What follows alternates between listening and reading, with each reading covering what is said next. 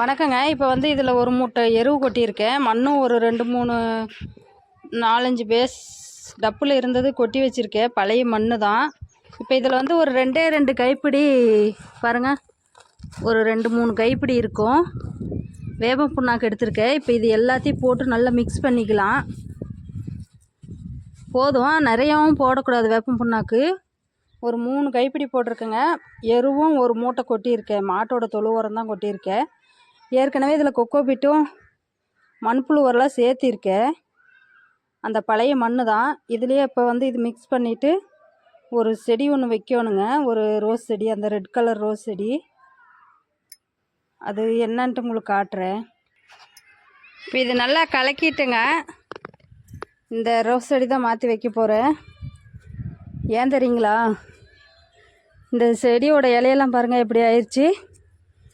இதுக்குள்ளே இந்த செடியில் இருந்த மண் தாங்க இது. இப்போ அந்த பூச்சின்னு பாருங்கள் எவ்வளோ கருப்பு கலரில் இருக்குது. இது என்ன செடி வச்சு ஒரு 4-5 மாதம்தாங்க இருக்கும். எவ்வளோ கருப்பு கலரில் இருக்குது.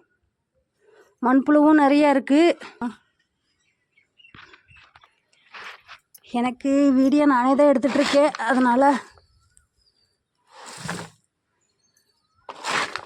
எல்லாமே நானே தான் பண்ணியாகணும்.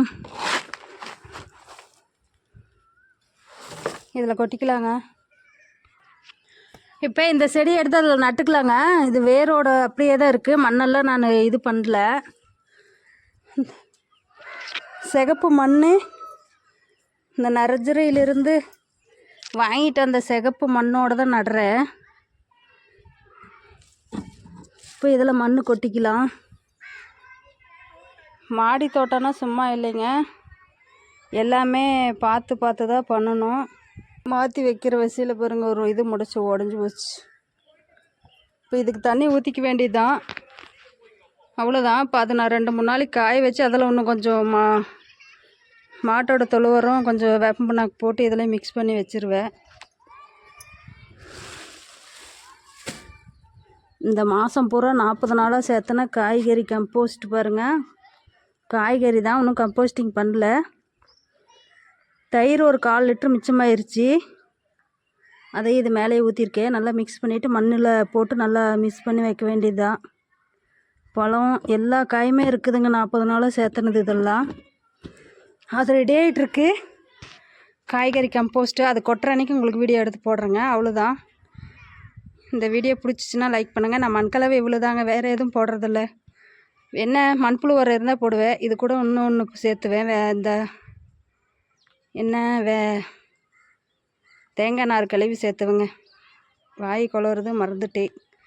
தேங்காய் நார் கழுவி சேர்த்துவேன். மண்புழு உரம் இருந்தால் சேர்த்துவேன். வேப்பம் புண்ணாக்கு சேர்த்துவேன். மண், அப்புறம் ஆட்டோட தொழு உரம், இல்லைன்னா மாட்டோட தொழு உரம், காய்கறி கம்போஸ்ட் இருந்தாலும் போடுவேன். இவ்வளோ தான் என்னோடய மாடி தோட்டம் மண்கலவை. ஏற்கனவே போன வாரத்தில் ஒரு சிஸ்டர் கேட்டிருந்தீங்க மண்கலவை வீடியோ போடுங்கன்ட்டு. இதை பாருங்கள் சிஸ்டர், உங்கள்கிட்ட என்ன இருக்குது அதை மிக்ஸ் பண்ணி வைங்க, கண்டிப்பாக செடி வரும். அதுக்கப்புறம் வேணால் கூட மேல் உரமாக மண்புழு உரமும் கொடுக்கலாம், எருவு கொடுக்கலாம், சத்துக்கள் கொடுக்கலாம். எனக்கு இங்கே உயிர் உரம் எதுவும் கிடைக்கிறது இல்லைங்க. இங்கே இருக்கிற நர்சரியில் நான் கேட்டு பார்த்தேன். அவங்க என்ன டிஏபி உரமும் இந்த கெமிக்கல் உரம் தான் எடுத்து கொடுக்குறாங்க. அதனால் நான் வாங்கலை. மண்புழு உரம் வாங்குவேன், கொக்கோ பீட்டு வாங்குவேன். செடிக்கு இது இருந்தால் போய் வாங்கிட்டு வந்துடுவேன். உயிர் உரங்கள் கிடைக்கல. அதனால் இது இருக்கிறத வச்சே தான் என் மாடி தோட்டத்தை நான் ரன் பண்ணிகிட்ருக்கேன். அவ்வளோதாங்க. பிடிச்சா லைக் பண்ணுங்கள், சப்ஸ்கிரைப் பண்ணுங்கள், சப்போர்ட் பண்ணுங்கள், ஷேர் பண்ணுங்கள். என்னோடய வீடியோஸ் பார்க்குற எல்லாருக்கும் ரொம்ப ரொம்ப நன்றி. நிறைய பேர் பார்க்குறீங்க. என்னுடைய சொந்தம் பந்தம் ஜாதி சனம் தெரிஞ்சவங்க தெரியாதவங்க ஃப்ரெண்ட்ஸு எல்லாருமே என்னோடய வீடியோ பார்க்குறீங்கன்னு எனக்கு தெரியும். உங்களுக்கு எல்லாருக்குமே ரொம்ப ரொம்ப நன்றி. Happy gardening. பாய்.